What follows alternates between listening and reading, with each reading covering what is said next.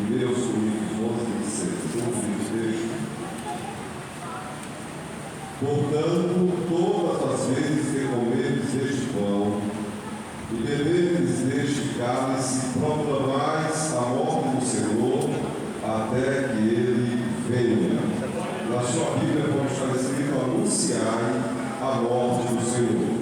Este anunciamento, a anunciação, é a proclamação do Evangelho de Cristo, do próprio Cristo.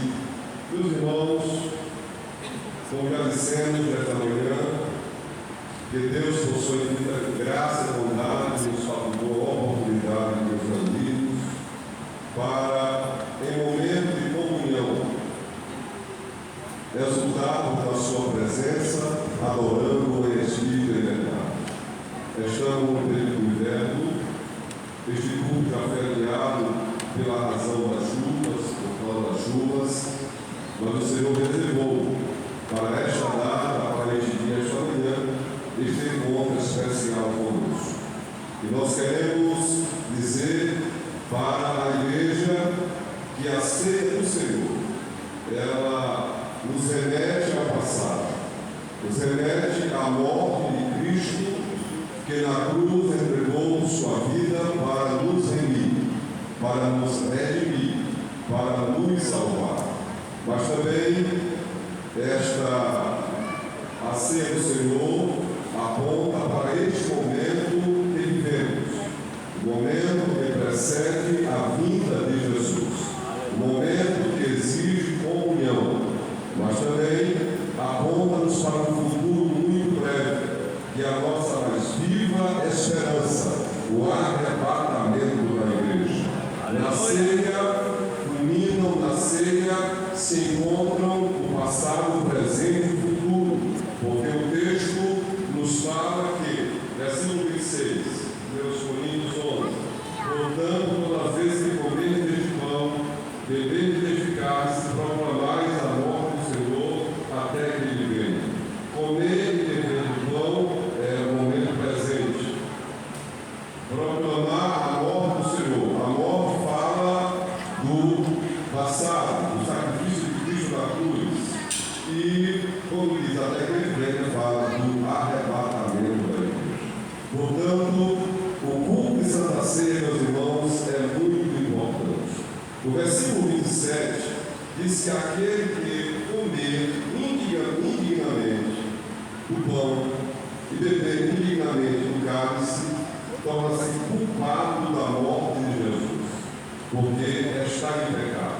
Então, se o texto diz que aquele que come indignamente, ele pode chegar até a morrer, pode ficar fraco, pode ficar doente, chegar até a morrer, está subentendido que aquele que come e bebe na ceia do Senhor, do corpo e do sangue de Jesus, dignamente, em comunhão com Deus, ele é abençoado, ele é curado, ele é renovado pelo poder do Espírito Santo de Deus. É isso que o texto está nos dizendo, está subentendido isto, e eu afirmo por fé que aqueles que nesta manhã aqui estão, que decidiram vir à casa do Senhor, que abdicaram de qualquer programação dominical para vir adorar a Deus, tomar a ceia, serão abençoados pela presença do Espírito Santo, pelo poder da palavra de Deus e pelo poder do nome de Jesus Cristo. Levante a sua mão para glorificar aquele que neste momento é exaltado nos céus e aqui na terra, e que pode, na sua presença, abençoar a sua vida em todos os sentidos. Jesus está aqui e pode lhe abençoar. Exaltado seja, glorificado seja o nome de Jesus. Meus irmãos, a ceia fala de proclamar o nome de Jesus, de proclamar a morte de Jesus. A ceia é um memorial.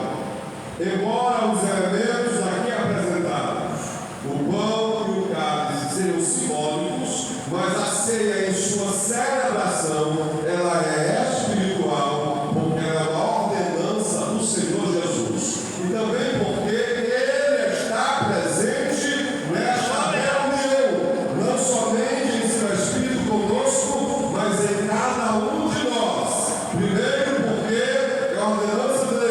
Segundo, porque Ele está presente. Em terceiro lugar, é porque a igreja está obedecendo esta gloriosa ordenança de Jesus. A ceia não é um culto qualquer, a ceia não é uma reunião qualquer, a ceia é um culto especial que a igreja celebra, memorizando ou rememorando o sacrifício de Jesus que na cruz Ele ganhou a vitória, Ele preparou a vitória, Ele nos comprou do pecado, Ele nos comprou do mundo, Ele nos facultou a oportunidade de subir aos céus para viver com Ele para sempre. Ele pagou pelos nossos pecados, Ele venceu o inimigo das nossas almas, nos dando o direito de salvação, nos garantindo a vida eterna, justificando com o seu sangue do todo pecado aquele que se arrepende e abandona o mundo e que agora abraça a fé em Cristo Jesus. Contra a questão de rejeitar o mundo e abandonar o mundo, crendo nesta palavra, crendo no Evangelho, crendo em Jesus e que nesta manhã adoram o Senhor em espírito e verdade. Memorial. Não podemos esquecer, meus irmãos, o que Jesus fez por nós. Ele não tinha nenhum pecado. O único homem que pisou na terra sem ter nenhum pecado. É por isso que a Bíblia diz que onde abundou, onde o pecado foi poderoso, foi abundante, superabundou a graça. Mais poderosa é a graça de Deus revelada em Cristo para nos perdoar, para nos salvar e para nos elevar ao céu de glória. Essa é a nossa esperança. A ceia é um memorial, mas a ceia também ela sugere comunhão. Primeiro, comunhão com Deus. Não há comunhão com Deus, portanto, sem comunhão da igreja, uns com os outros. Diz João, na primeira carta, no capítulo 1, versículo 7. Se andarmos na luz como Deus na luz está, temos comunhão uns com os outros e o sangue de Jesus Cristo nos purifica de todo o pecado. Estamos nesta manhã para vivenciar a comunhão com Deus, a comunhão com a Trinidade, a comunhão com Elohim, a comunhão com o Pai, a comunhão com o Filho, a comunhão com o Espírito Santo, mas a comunhão com a igreja, uns com os outros. Nesta manhã, se em meu coração, se em seu coração, algum ressentimento contra alguém, neste momento, lembre-se que Jesus perdoou todos os seus pecados. E a palavra nos ordena que assim como Jesus nos perdoou, também perdoamos todos aqueles que possam nos ofender. Libere o perdão, receba o perdão. E então o Espírito Santo abençoará a tua vida. Comunhão é o passaporte para a glória. Comunhão é a porta para o céu. Comunhão é a vitória que Jesus na cruz garantiu para a sua igreja. Quem quer estar em comunhão? Quem quer andar em comunhão? Quem quer viver em comunhão? Quem quer promover comunhão? É hora de perdoar e ser perdoado. Louvado seja o nome de Jesus. Aleluia. Proclamar a morte de Jesus até ele. Irmãos, é um dever cristão, é uma ordem de Jesus. Se é ordem, é imperativa. Então devemos pregar o Evangelho. A questão é que não necessariamente todos vão poder sair pelo mundo pregando o Evangelho de Jesus, mas podemos pregar o Evangelho dentro da nossa própria casa, na nossa rua, no nosso bairro, na nossa cidade. Pregamos o Evangelho de maneira enigmática, proclamando, lendo o texto, distribuindo no folheto, testificando de Cristo para alguém, usando a sua palavra, usando textos bíblicos, para que essas pessoas sejam primeiro avisadas. Então, quem sabe, convencidas pelo Espírito Santo, que possam se decidir ao lado de Cristo. Mas como nós vivemos, é uma pregação poderosa. Eu já ouvi alguém dizer uma vez: se a irmã fulana de tal não for para o céu, é porque não existe céu. Significa dizer que a igreja de Jesus tem credibilidade no mundo. E mesmo as pessoas que não são convertidas, algumas delas reconhecem que Jesus está na igreja. Aleluia. E os crentes são transformados pelo poder do Evangelho, porque ele é o poder para salvar todo aquele que crê.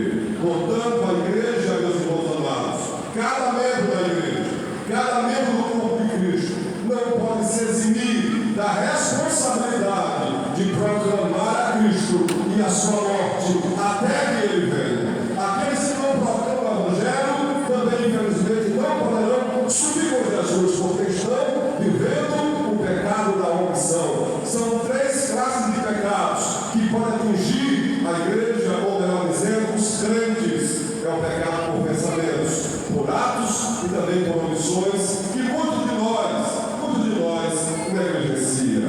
A Bíblia é enfática que devemos proclamar a morte de Jesus até que ele venha. A pergunta é: eu estou proclamando o Evangelho?